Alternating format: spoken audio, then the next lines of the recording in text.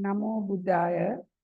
Thank you very much, Anoja, and the directors of the Servants of the Buddha for this opportunity.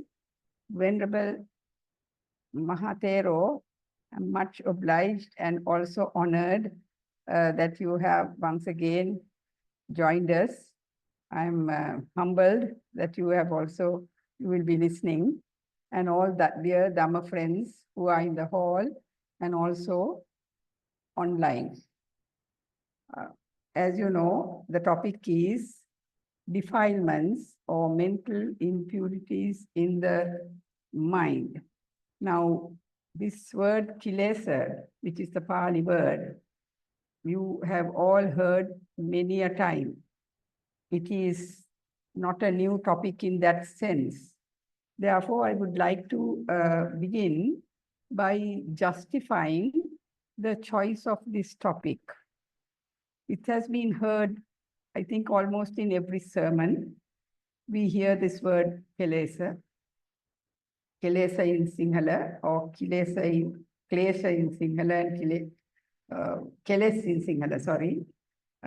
However, they are always within another storyline embedded in some instance which shows up how these impurities worked.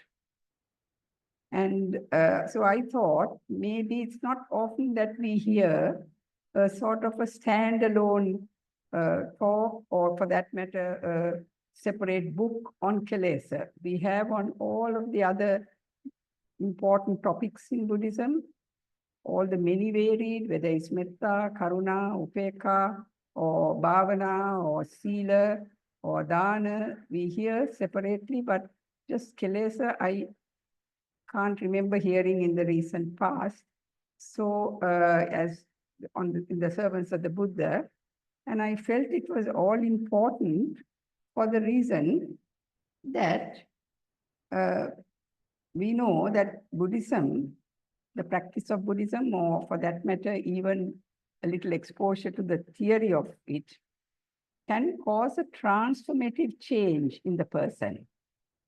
And that transformation, this is well known. Buddhism, if there is any effect, a true effect, if you're really imbibed in the doctrine to any extent, there has to be some transformation in that person.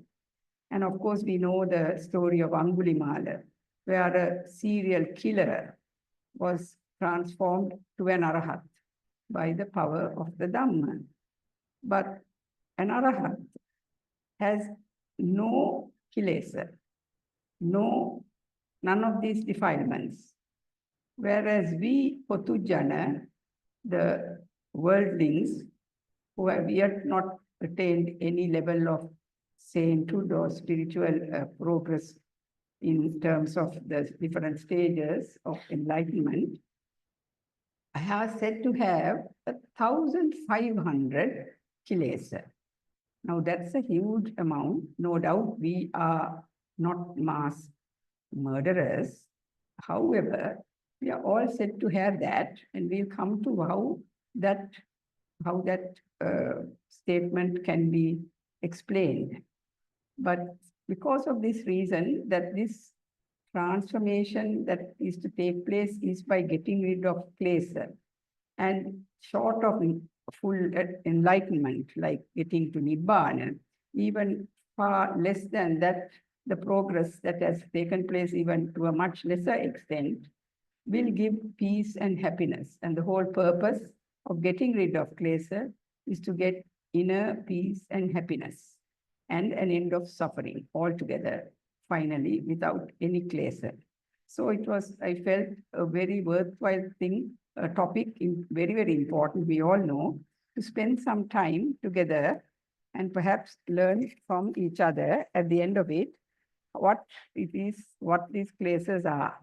So the plan, my sort of roadmap would be to discuss what these klesas are and what, where, and why this is so important. And at a deeper level, perhaps, then to look at the types of klesa, the rising of kilesa, and the abandoning of Kilesa, which is the most important. So we look at the types and the arising and the abandoning of these defilements. So to begin at the beginning, the definition, as always, you already know it's in the topic itself that defilements are impurities, mental impurities, impurities in the mind. And as we said, the Sanskrit word is klesha, Pali word is kilesa, and the Sinhala word is keles. And in Pali, when they say kilissati, it means it has whatever that object, kilissati, that meaning to have got soiled or soaked or stained. So the kilesa are in fact those that come and stain the mind. So they are known as stains, impurities, sores, and even cankers, because they have a certain obstructive way of obstructing spiritual progress. They are basically, they sound from the Sinhala word almost kiliti, dirt, pollutants, corruptions. So that is what the topic is about, those that come and pollute the mind. Now, and cloud and obstruct, obviously, the progress along the path. Now, the next thing I think it's important to focus, before we go into the Kilesa, a little bit on the mind. As we know, the mind is what, it's a very, very important feature in the doctrine, the mind. We know that of all religions, the closest to psychology, there's so much of overlap between the mind and the doctrine and psychology. So let's see what the Buddha says about the mind is, there are two important features we should bear in mind as we go into this topic of Kilesa. First is the power of the mind. The Buddha has said that the mind is all powerful. He says it as, there is this line, there is a well-known stanza which says, Chittena niyati loko, chittena parikassati, meaning that the mind leads or drives the world on, and the mind has everything under its sway. And of course, the very first line in the very first stanza in the Dhammapada is also about this same sort of aspect of the mind, that it's mano pubbang gama dhamma. So the mind pubbang means like purva, it goes ahead. It is the forerunner. Mind is the forerunner. And mano setta, mano is supreme, mano is very superior. And mano setta, mano maya, it's mind made. Everything is mind made. So that's the power of the mind. But Buddha says yet another important aspect. The second thing is, it's something very powerful. And Buddha says it is something very beautiful, something very luminous in his lines, where he says, Pabassarang midang bhikkave chittam. Pabassarang is Prabhasvara, or something very luminous and, bright and shiny and nice. So he says the mind is something like that.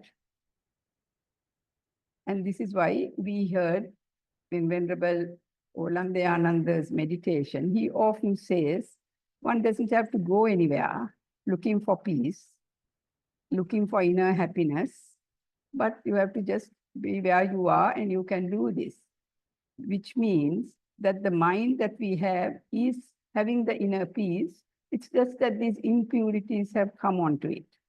So when the Buddha says in that line, Pabassaramidam bhikkave chittam, the very next thing he says is, Agantukehi upakilessehi upakilittam.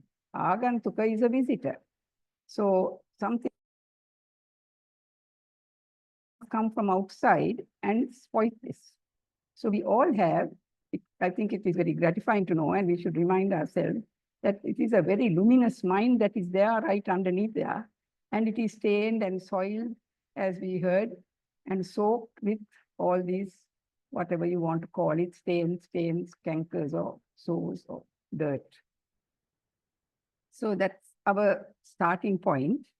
And then I'd like to bring in at this point sutta, known as the Upakilisseta Sutta, which is in the Anguttara Nikaya, where the Buddha says that gold, this is, I'm quoting a translation by Bhikkhu Bodhi, who translates it as gold polluted with, he mentions iron, tin, lead, copper, or mercury. I really don't know whether those terms were there, but obviously those material would have been there even in the time of the Buddha.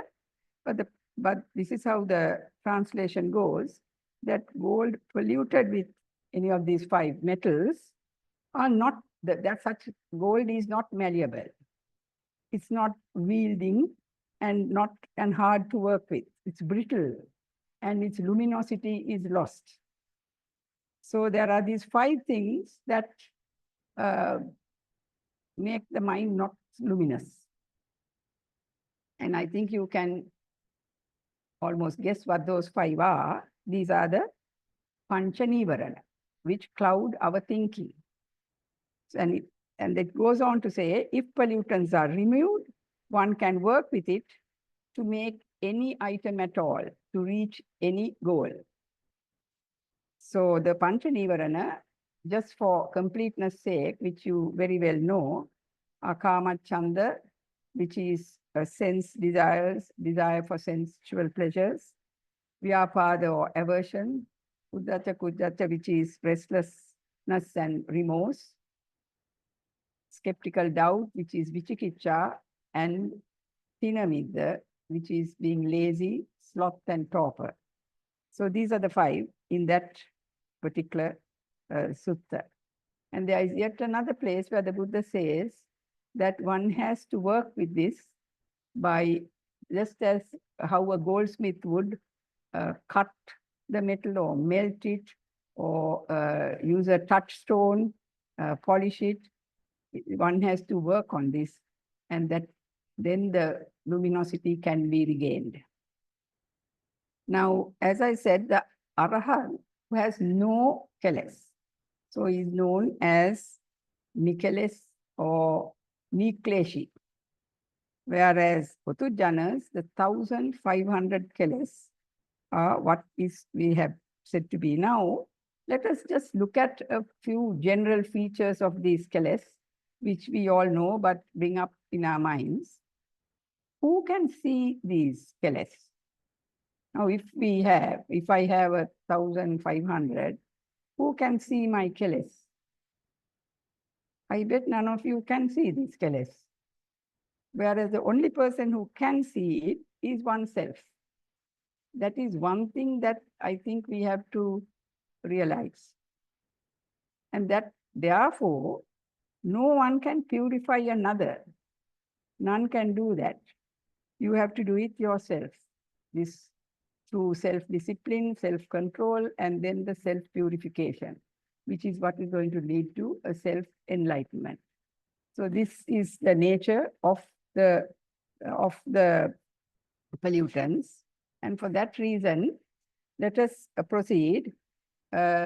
Fortunately, the Buddha has very clearly laid out the method of doing this, which is, first and foremost, the 4 right efforts, which is in the path, one of the 8 factors of the Noble Eightfold Path, and it's also in one of the 37 factors of enlightenment. Obviously, it's on the path, and it is one of those factors, which is known as the Satara Samyak Pradana, where one has to, the 4 are, just to remind ourselves, because it's important, the Buddha says, anything that has already come in, like uppannassa papakena akusalena dhammena, if you have anything that has already come into you, which you were born with, or it's already within you, it's born within you, you should abandon them, get rid of them. And the second is anupannassa, any that has not yet been born, which are bad kilesa, you should prevent from coming in. So for all this, these are right effort is needed. This comes under samma vayama. Virya is needed, which is an absolutely important factor. And these are, so kilesa are the negative factors, but there are also positive factors that in this satara, in the four right efforts, there are two others where you have to bring in the positive features, the wholesome features, which are already within you. You have to develop, and you have to cultivate ones that you haven't yet got within you. So it's a question of abandoning the bad and preventing any further new bad things coming in, cultivating new good things, and developing what you already have. So that's the method of getting in there, which is so very, very important. Now, let us look at some of these. If we are to abandon, or if we are to catch a thief, or if we are to sort of catch a thief, or, you will have to know to identify the thief. We have to find these, we have to find out what sort of a thief this was, right? Or if you're fighting an enemy, if to fight an enemy, you need to know a little bit about this enemy before you start the fight, what the enemy's capabilities are. So I think we will now look at what the nature of these kilesas are. They are classified. Fortunately, we don't have to work on 1,500 separate ones. That will be a daunting effect, and I don't think there will be time for that. But they are grouped into, as you know, according to 3 roots, which are the lobha, which is greed. Second is dosa, or aversion, or ill will. So based on these, and the third is ignorance, or moha. So that is how these 3 are. So if you work on your moha, or work on your dosa, your ill will, or work on the greed, hopefully most of these will go off. But there is more to this, I think, as we go along, you'll appreciate. Of course, there are different classifications. We have already heard another classification, which are the 5 hindrances, the pancha nivarana. So there you are. So that certainly you can fix those under greed and aversion, and but however, that is a further explanatory. And they come up during meditation, as we will discuss. Then there are some 10 fetters, or the dasa sangyojana, the 10 we are chained, our feet are tied by chains to samsara, and we can't escape because we have the 10 fetters. We have to somehow escape, remove these 10 chains, and deliver ourselves from those. So there is again another place where the dasa akusala, the 10 unwholesome factors in the brain, are yet a different 10, slightly, depending on what kilesas one can have in the mind, what kilesas that manifest. Sorry, they're all in the mind, but they manifest through thoughts, they manifest through words, like how one should not speak falsehoods, or divisive speech, frivolous speech, or harsh or harmful speech. So that's 4 there. So there's 4, 3, and another 3 went through the body, which is killing, stealing, and sexual misconduct. So this adds up in so many different places. They are defined in different ways. But so they are fairly rather obvious. We have heard of these, and I think we don't need to spend a lot more time on that.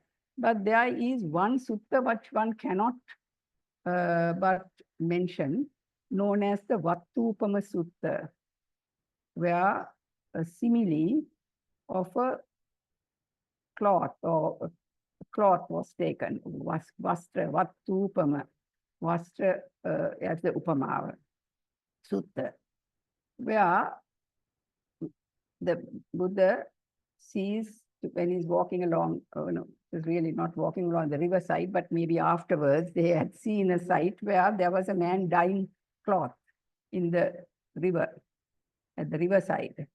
And on a riverside walk, perhaps they saw this, but they later discussed this in the monastery, where the Buddha says that whatever the dye that is used, it won't take, and it won't have, it will have many blemishes, and it will be blotchy and not so nice if there was dirt on that cloth. First thing is that the cloth should be cleaned.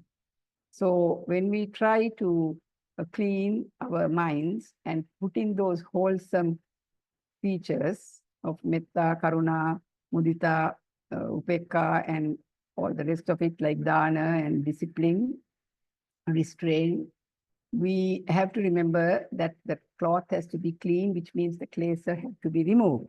And in that sutta, he discusses 16 what are called upakilesa, which are fairly subtle kilesa, which will not be seen for sure. If somebody was very angry, you could see that. There are some kilesas, if the person has, if he's very livid, you would see that in his face or in his eyes or his whole body language. And so forth, same with whatever, if he's not listening, he's forgetful, he's distracted, that will come through. So various ignorance and greed you can see if it is of a fairly great nature, quantity. But these 16 are very hard to know, and it perhaps is hidden, really hidden from the person who possesses them also. So I'd like to go through those and just use the English terms or maybe the Pali also. The first is abhijja, which is a covetousness, a need for immoral greed. Immoral greed is not going to be displayed. It's going to be really hidden, but one has it. Then ill will, which is vyapada. Krodha is different, where it's now becoming anger. And there can be even being very, where it can go on and on into from life after life, or very revengeful or acrimonious, where it that is called upanaha. Now they come in pairs in their descriptions.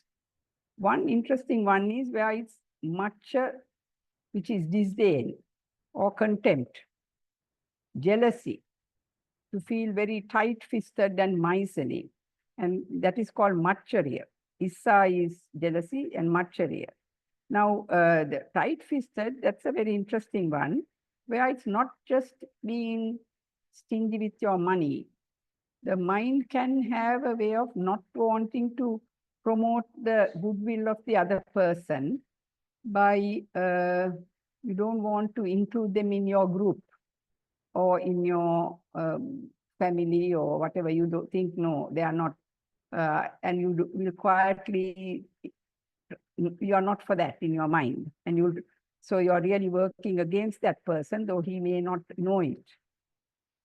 So there are this, that miserliness or that protecting your own territory and not wanting the other person to benefit by even gains that you have. You wouldn't want that person to share in that. For some reason, you will identify maybe everyone or one particular person. That sort of, it is again a kilesa, having thoughts of that nature. Then being deceitful, which is called maya, and devious, which is different. So if you look very carefully only, you see the difference between being deceitful and not really outright deceit, but being very devious. It's like one may not have told a lie, but you haven't told the truth. So that's being a bit devious in that situation, where you have to speak on that topic or whatever. Then being obstinate and stubborn is also an upakilesa. We had a sutta here called the Anumana Sutta once, which showed entirely that how if a person is obstinate, that is an obstruction to your path to Nibbana, because you are being totally obstinate and you are looking for the false. Then you have in this thing where you belittle others, we have already done that. And some people are quite, argumentative and skeptical. Then there is, of course, conceit, and a very interesting thing called mother, which is a form of vanity, which we are going to go into at some length in a little while. So these are all different corruptions in the mind, which we need to work out ourselves. And one of the things I want to come to is that these are not always present in us. That is the interesting thing about these kilesa. They are always there, but they don't manifest. They have to have the opportunity to come up. The kilesas are described like the embers under the ash. You won't realize that there are hot embers there. Looks like all ash now, but if you walk on it, you will get burnt. Underneath, there is the fire embers there. Likewise, at the bottom of a pond or bottom of a well, there is a sediment. Only if if the water gets disturbed, that will come up. So these kilesas are like that. We have these, we ourselves don't know it. And I think opportunity has to come up. Opportunity can rake these up. Likewise, of course, now next week we have a talk on sense impressions, where the different, our five senses and the mind, the sixth sense, can bring up things, because you see something and that brought up the lust, or you saw something and that brought up the anger. So that is how we normally take it. That is how it usually happens. But I have personally experienced how opportunity can also bring it up. Like, I don't mind sharing with you, if I may, a personal experience. A few years ago, I had what I truly think it was, a very, very beneficial, very enjoyable time of being away from Sri Lanka, away from my work that I was used to, and all the complexities of that, and the number of board meetings and whatnot, and away from home, and the telephone ringing, something is always happening. I was alone in a job which I chose, which didn't have night work, no night work. So I had for me it was a retreat, and what I thought was practicing the Dhamma, and I thought all was fine. And I found a lot of inner peace, I must say. Then one day, when somebody invited me to a meal, I still remember how with some reluctance I went, and it was a friend of mine with a heart of gold who had called me, but there was another visitor there. That's why she was having this dinner party, and that lady had come to enter her son to a university in the UK, and she was absolutely elated and full of it. Her being a teacher, she was describing how she had moved from one school to another to pave the path for the child, and she had always propped him up and got him good marks and things like that, and she was going on. And I found myself thinking, what a sort of fairly silly and stupid thing to have done, to be propping up this child and overprotecting him. And she herself was saying that her students were saying, now, Miss, how is so-and-so going to get on without you, because you have done everything for you. You pack his bag, you do this, you do that. And I was thinking, and then suddenly I realized, hang on, haven't I got some of these features in the Vattupama Sutta, which is some sort of disdain and contempt, which is not, even if it was, I should look within.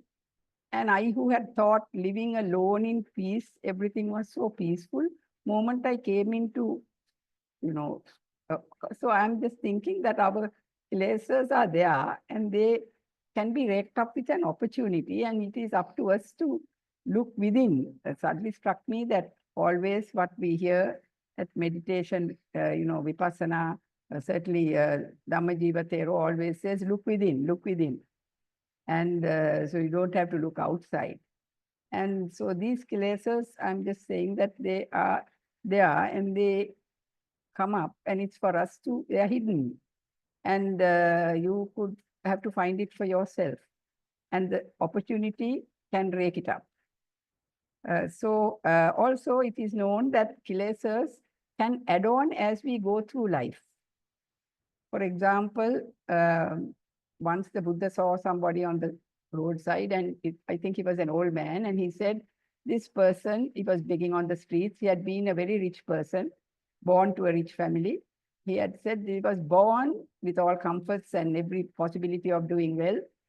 He said he was born with so much of merit, I can't remember. I think he said he could have become an anagami. But then by the time he was a youngster, he had dropped to a lower level. He could have still become Sotappana or whatever, Sakadagami, and then it's Sotappana. But now he's like this. He's, really into maybe alcohol. He's he was a vagrant and also intoxicated with alcohol and so forth, and begging on the streets. So we can go, we have a potential, but we could have. So this is where we recently heard the downfalls, the Parabhava Sutta and the Mangala Sutta, the blessings. And of course, of these two, the easier to happen are the Parabhava, because we all know that going downhill is easier than going uphill. So one has to be ever so cautious. That's another thing about Kilesa that we have to realize, that Kilesa that were not there can come in. Now, this is where I want to explain the importance of knowing your Kilesa. The Buddha once said a very interesting sutta, which I remember hearing long ages ago, and I thought it's something that really stuck in me, where the Buddha says there are 4 types of individuals. Those with Kilesa who know they have Kilesa, and those who have Kilesa and don't know they have Kilesa. Those particular defilements they don't know. There are others with very little defilements, with little or no defilements, and they know they have very little or no. And others who have very little and they don't know they have, and they are not aware that they have, they don't have Kilesa. And then he listed them, which is the best to which is the worst. The best was, of course, to have no Kilesa, and also to know that you have no Kilesa. The second, he said, was to have Kilesa and know you have Kilesa. And the third, he put down as you don't have Kilesa. And the third, he said, the person who doesn't have Kilesa and he doesn't know he doesn't have Kilesa. And the last of all is the person who has Kilesa and doesn't know he has Kilesa. So this was so much so that even Arahant Moggallana, who was one of his chief disciples, preeminent in psychic powers, goes and asks Venerable Sariputta, who is preeminent in wisdom, his good friend, after the Buddha's sermon, why did the Buddha put the second and third in that order? Why did he put the person with Kilesa but knows he has Kilesa above the person who has no Kilesa and doesn't know he has no Kilesa? If you think about that, even if you don't have Kilesa, if you don't know that you have it, they can creep in. That's, I think, a huge lesson to remember, that Kilesas arise and one has to be vigilant. This is where the path is being told in the abandoning. So this brings us now to abandoning of Kilesa. Of course, the really obvious ones are where there will be arguments, fights, abuse, violence. Those are very obvious. But we also discuss the most subtle ones, which are within us. And it's for us to realize that they are there. Now, when it comes to abandoning of Kilesa, if we just take a little relaxation now, we have all heard that we have to clean the, Buddhist teachings. Often we hear Buddhist teachers, monks telling us, you have to remember to clean your mind, just as the way you clean your body. A lot of people forget that. And so this is where meditation is introduced. Clean your mind. It's not enough just cleaning your body. Now, which is easier, to clean the mind or clean the body? Sorry? Body is easy. Yeah. The answer is, we think, cleaning the body, but really that is not so. Body, the Dhamma says, the body you can never clean. Little later, you have to clean it again. And, as a baby, you were clean. And little later, you had to be cleaned again. As a child, by this time you started cleaning yourself, again it's the same. We go on cleaning ourselves, but we once again have to clean ourselves. There's no end to it. But the mind is not that. If you have cleansed, and you are aware that you have cleansed, and but if you were not aware that what happened, then of course, then it can creep in again. So I think that's a very important thing to remember before we go into how to abandon. It is easier to do the mind, and once done, it is done. That is why there is a Magga Chittas that can come in.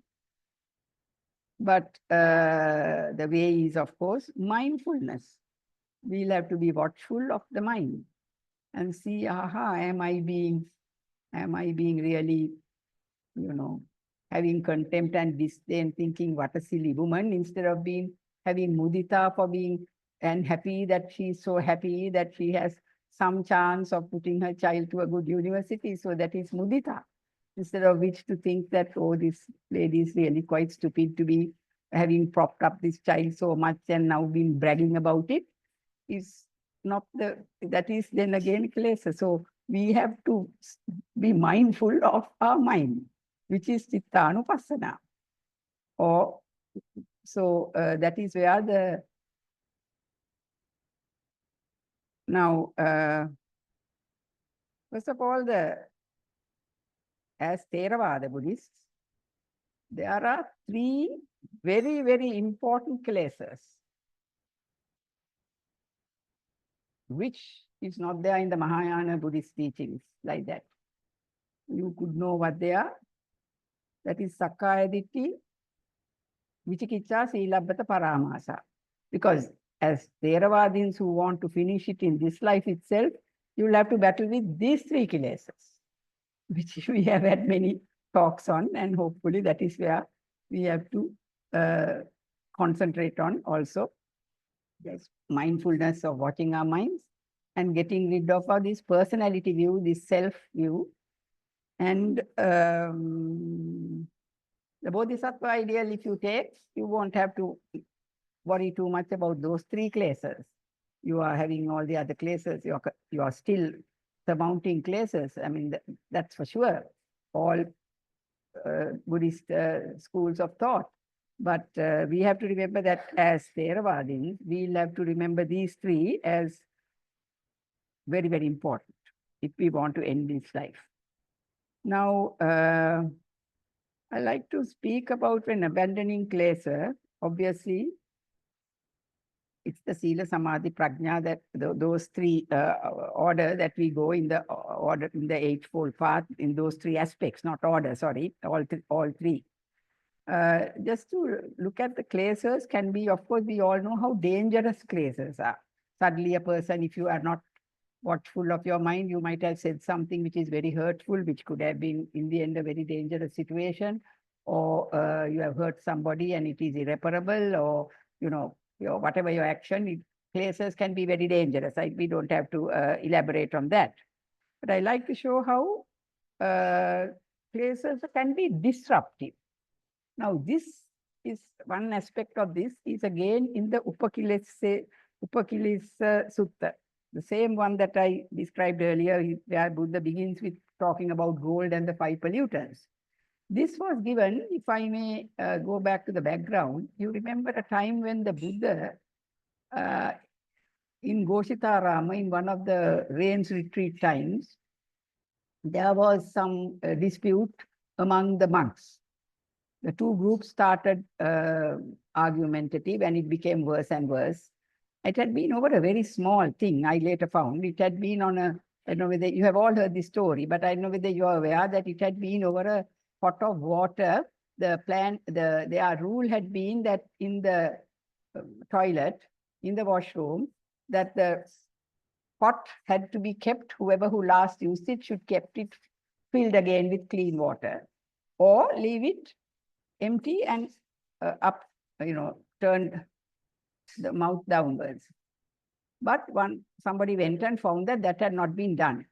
And there was just a little water and it had not been done. So when this person who had last used it was found fault with, somehow or other, the monks there got into two factions. Some who spoke in his defense, and others who said that he did it wrong. And this went on and on. It built up this argument. So the Buddha speaks to them every night, and he tried to appease things. Nothing, he failed.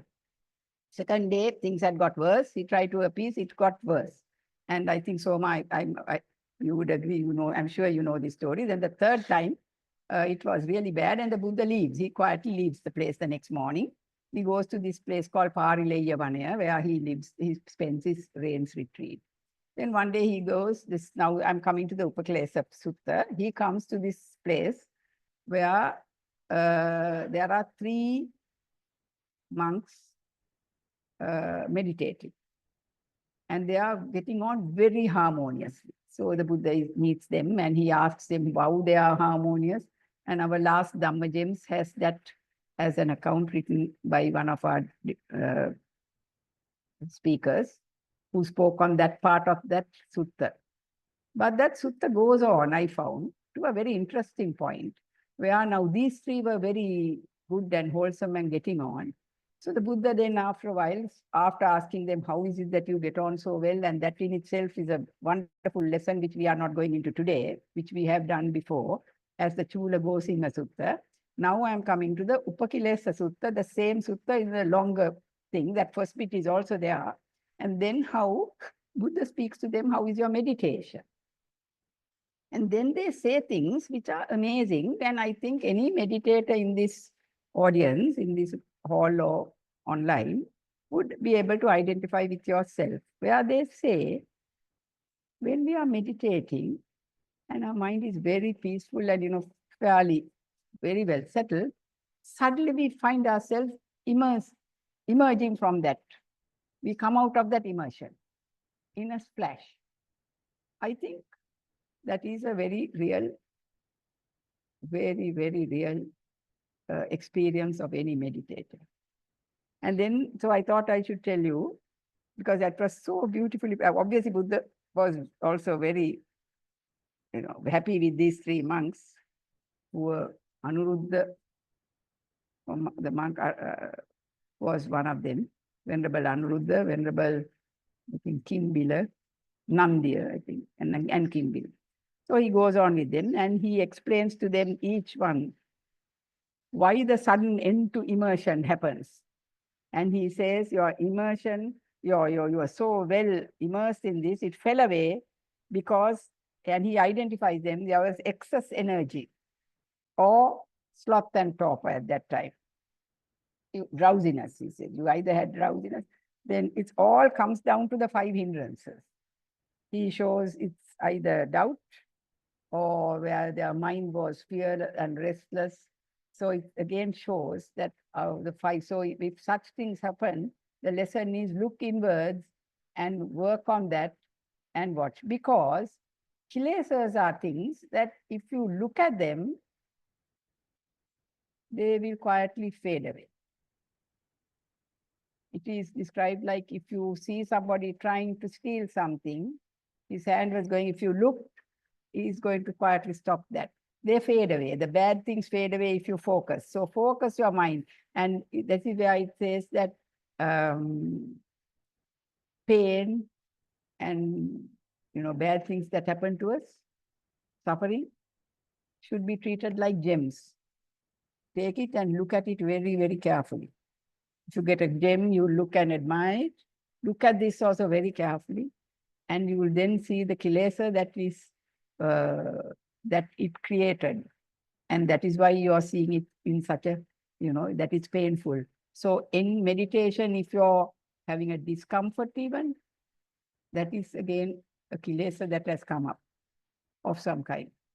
So in abandoning, I thought we should bring this up, where mindfulness is everything, but also if there is a problem, then the Buddha then says, may I with destruction of taints in this very life realize for myself with direct knowledge the taintless liberation of mind, liberation by wisdom, and having entered upon it, you can dwell in it. One is capable of realizing it in this life itself. So he encourages them, you do that, but if one wishes, you could tell yourself that I will with destruction of taints in this very life realize, and that can be done.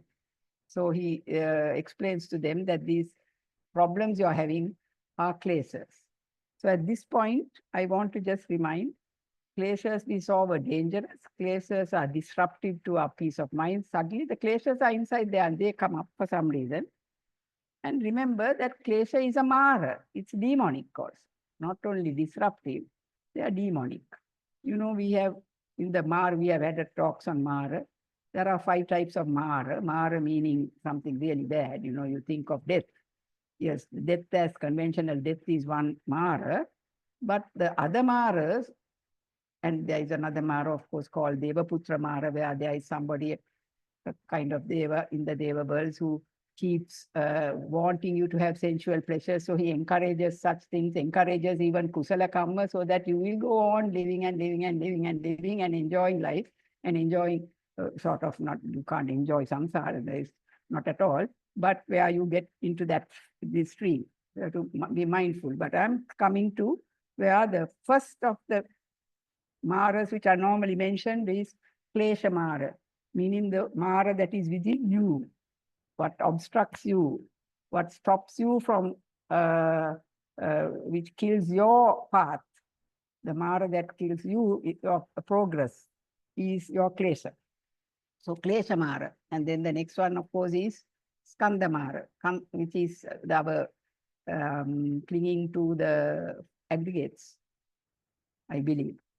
Anyway, klesha mara is one. That for us today's talk, klesha mara is one. Now, I then want to just so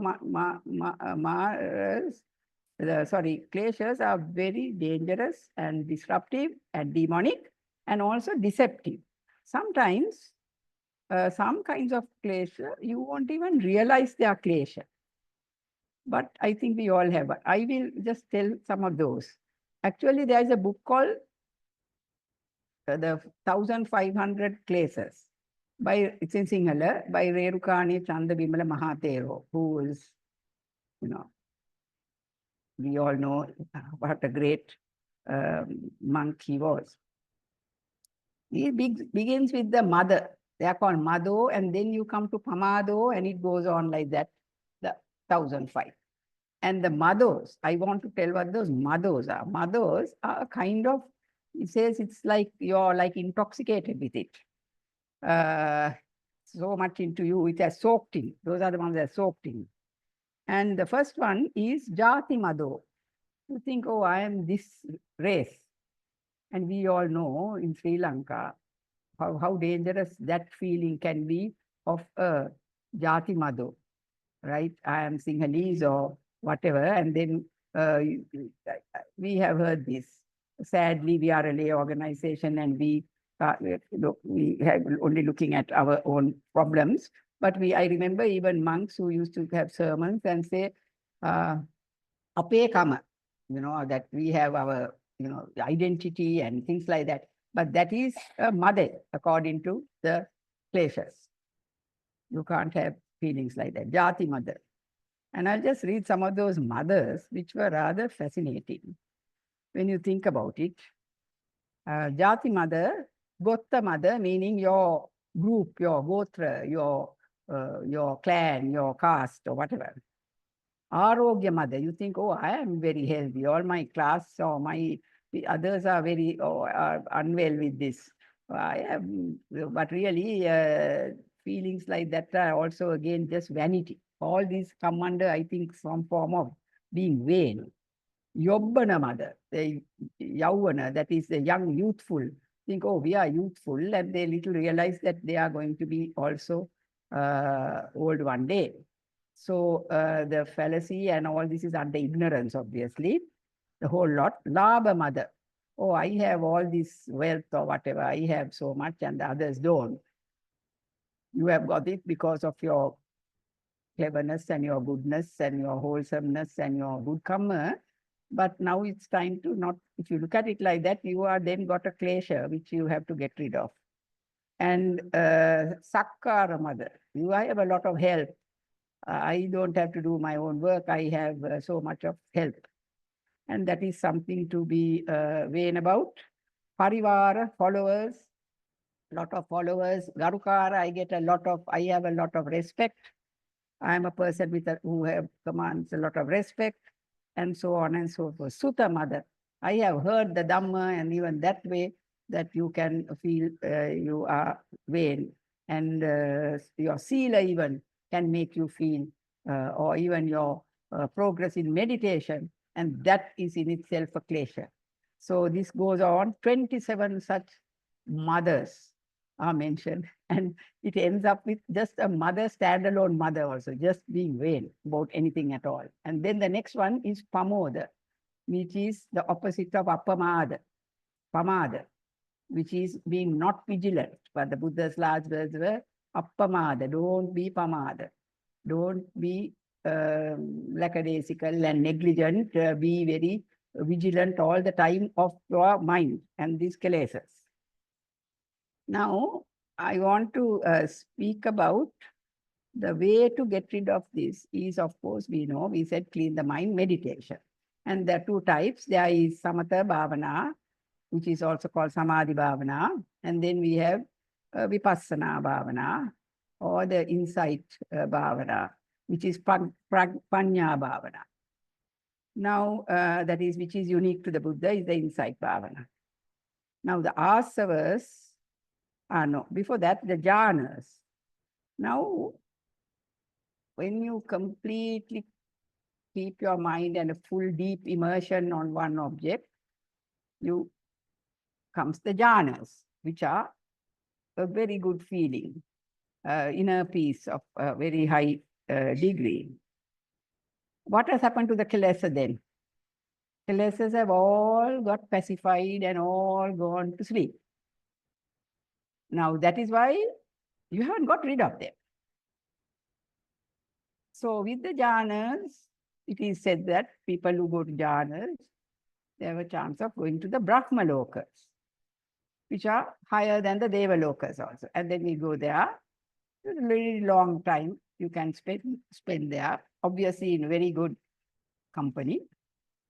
And there won't be any angers and no opportunities for the greed and the ill will to come up. But when your good time has finished, it's all on a credit balance, debit balance.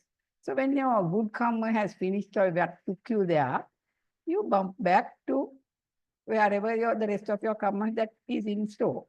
This is why the Buddha, pointed out to a string of ants, and he said, in this string of ants, all these have been to, I think he said, all have been at some time to the Brahma lokas.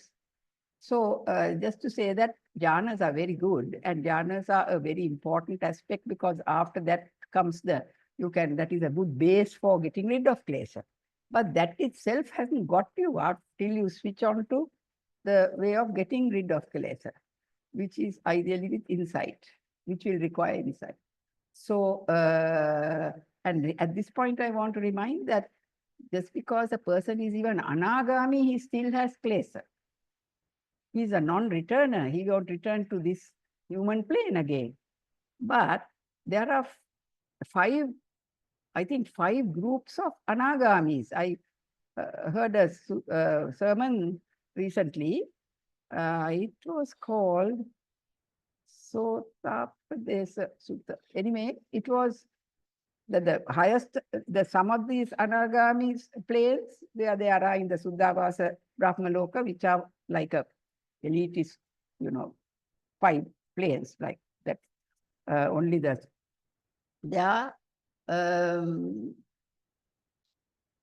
It is like you are working very hard to get rid of those last fetters. It was given as a simile like a mother telling a child to study. Whereas at the higher ones, right, the ones which are gone to the akanittagami, anagamis, there was some more terms in it, but the word akanittagami was there, so that means they are gone to the akanitta brahmaloka, highest one. You automatically, you like a child who you don't have to say to study, he has studied and he has done it all very easily with very little effort. So it will finish with very little effort. So again, even among that, there are different grades. So they are also, don't think that Kilesas are just us Potagjanas. Obviously, they are much, much less. The first three major Kilesas have gone. At the Sotappana, that does not mean that the Sotappana cannot be aroused with his anger and his ill will. In a point of weakness, it can be very bad. That is what it is told. And then the Sakadagami has only reduced those. It's only when you go to Anagami. So Kilesas are there and have a lot of work to be done. Of course, what is the mother of all Kilesas? Ignorance. Ignorance is the mother, or avidya is the, for all Kilesas. So that needs the final wisdom would be to finish everything with avidya. Now, at this point, I want to say that we have the ashrava. That's another deep-rooted kleshas. We have had this Sabbasava Sutta, where all the ashravas are spoken about, and time doesn't permit us to go into those Kammasrava, Bhavasrava, Dittasrava, and Avijjasravas. But what I would like to say is that obviously we have to have the right view to begin with, wanting to end the Kilesas. Then we have to have Sila, which is the ethical conduct, and watching the mind and keeping it the restraint. And then the meditation, which is of these two kinds which we discussed. But in Sila also, there are so many different classifications or levels. But one that I found which I would like to bring up here, mention here, because I found it very, very useful and insightful, is some 3 levels of Sila given in Vimukti Magga. I'm not talking of Visuddhi Magga, talking of Vimukti Magga, which is a much older text, which I think is amazingly good. And Visuddhi Magga is a lot based on Vimukti Magga. And Vimukti Magga is not spoken of, but it has been written in Sri Lanka. Anyway, that's not the topic now. In Vimukti Magga, you have Silas of 3 levels, which are very beautifully explained. I will just say that and stop. When we are trying to control something, now look at the 5 precepts. I mean, the 5 things that are mentioned in the 5 precepts. I'm not talking about 5 precepts, killing. We may not kill because it's a law of the land. We can't kill, can't steal, I'll get caught. So for my own sake, I will not do it. Now that is called volitional sila or chetana sila. You had decided, I am not going to do that. And that is a lot better than a person who doesn't have that. So that is also a level of control, self-control. But then the next one is called Veramani Sila, where you took a precept. You have taken precepts. Veramani Sikkhapadam Samadhyami, you have said. So now there is more restraint. I made a vow. Therefore, I won't. Not just for my own, this thing. Now this is at a higher level. Restraint is what you are getting used to, which is good, excellent. But the third grade is what is called Avitikkama Sila, which you can, from the name itself, realize we have kleshas which are within us, which are asleep, and then they suddenly start bubbling up when the situation arises. So they are anusayas, that is, they are latent, they were lying asleep or dormant, and then they start, you have heard this pariyuttama, avitikkama, then it comes, bubbles up. So if you can stop it at that bubbling stage and you are watching, that is the highest level, and that is how you will eventually get rid of it, where you say, this is anger coming up, this is something or the other, mother coming up, or one such sort of a mother or whatever. And then you see it. So you watch it and that goes off. So that's the way it appears that you can, one of the ways. And during the meditation, those disruptions are also useful. And with that, I think that's, of course, defilements are huge task to overcome. And in the gateways to Vimokka Mukha, I know there is signless and voidness. I am not very clear what the next one is, and I hope I can learn it today from somebody in the audience. Apani hita Vimokka. Is it taintless? Is it getting rid of klesha? With that, I would like to end. Thank you very much for your patient here listening.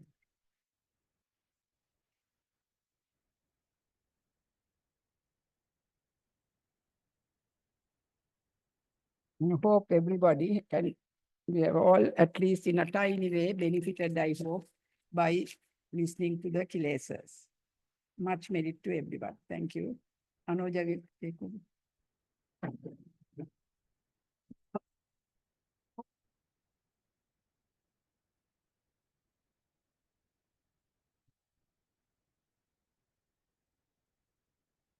So thank you very much, Manu, and much merit to you. We have all listened to a very informative and well-researched talk where our president explained all the defilements, including the hidden defilements and also the latent defilements. So, and also it was very interesting that you referred to the vanity that also comes with someone thinking, oh, I am a Silavanta, or I am somebody who is practicing meditation. So there is vanity attached to so many things. And it is these subtle forms of defilements that are very difficult to control because they are not recognized. And as Mano rightly pointed out, it is through the practice of meditation and the practice of vipassana, where one observes one's own mind and how the mind functions. And this can be applied in daily life, that one can detect one's own defilements. And then that detection and recognition helps us to actually overcome these defilements. So it is a very practical talk that you gave, Manu, and thank you very much. And so the ball is in the court of the of the Putugjanas, all of us, because it is said that Buddhism is a do-it-yourself religion. Nobody else can make you enlightened. You have to do it yourself. And for that, the firm determination is required, and also the confidence in what the Buddha has said. And I think the confidence also comes, as you said, through the practice. So if there are any questions, we'd like to hear your questions or comments.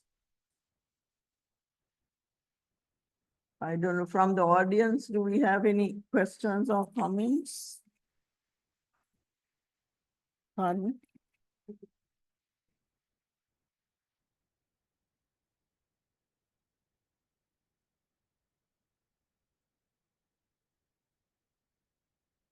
Can you hear any questions coming up?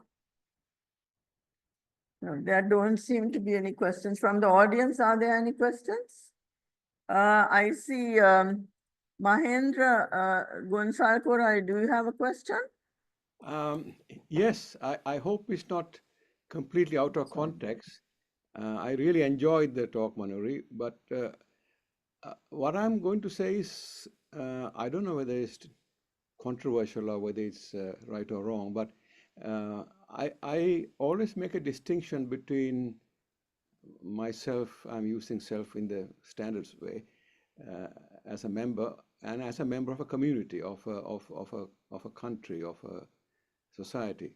And how do I respond to various issues that come up? Yeah, you will have to speak much louder.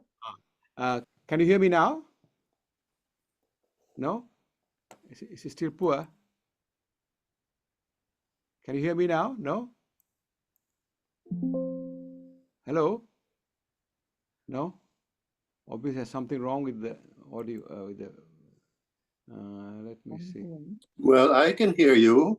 You can. Right. Yes, Good. I can hear you. So something wrong with the Yeah, my audio question on their is, side. how do, as a citizen of a country, and also at the same time being a Buddhist, how do you respond to legal issues like things that might arise in a referendum, like what are your views on abortion? What are your views on punishment? What are your views on capital punishment? What are your views on jailing somebody for something? What are your views on rehabilitation as opposed to retribution? When you consider issues that are beyond me, affecting community, how do I compromise my own feeling as a Buddhist with that of the need to be a member of society and give some kind of viewpoint? Oh, I don't know whether I'm can't. I making think you myself better clear. come and sit here because. Okay. Right, I do. Sorry, we couldn't hear we heard you, Mahendra, in the hall. I was then sitting in the hall. When Right. you spoke louder, we heard. Can you say it again? Now I have got the earplug on. I should Can you hear you. Can you hear me now? Can you hear Yes, me now? faint though, Really? I wonder why. What? It must be something wrong with my microphone. not clear, not clear. But the No, Reverend Mahendra, in England, we can hear you very clearly. And in Sri Lanka, in Pagoda anyway also. If Venerable Ananda heard it, if he could say the question.